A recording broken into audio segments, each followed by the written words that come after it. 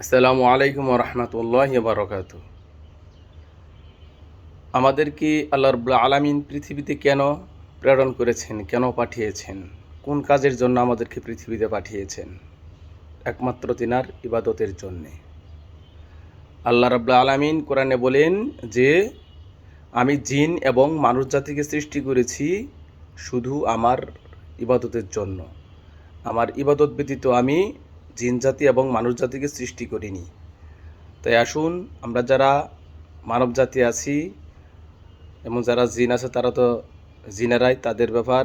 আমরা যারা মানব জাতি আছি তারা যেন আমরা আল্লাহর ইবাদত ব্যতীত অন্য কোনো উপাস্য, অন্য কোনো খাজা বাবা, পীর বাবা, দয়াল বাবা, মুচি বাবা, বদনা বাবা, বালু শাহ, বদনা শাহ, ডাইল বাবা, আর যত নিশাকুর বাবা, এসব থেকে আমরা যেন বিরত থাকতে পারি। শুধু একমাত্র ইবাদত হবে আল্লাহর জন্য।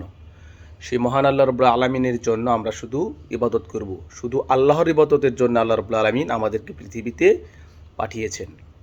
তাই আসুন, আমরা যেন সবসময় আল্লাহর ইবাদতে মগ্ন থাকতে পারি এবং যত ধরনের আল্লাহ ছাড়া যত ধরনের ইবাদতের মিথ্যা উপাস্য মিথ্যা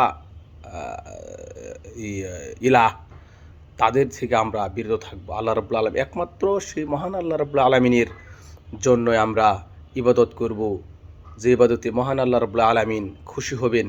আর আল্লাহ রাব্বুল আলামিন আমাদেরকে যেন সেভাবে আমল করার তৌফিক দান করেন। আল্লাহুম্মা আমিন। আসসালামু আলাইকুম ওয়া রাহমাতুল্লাহি ওয়া বারাকাতুহু।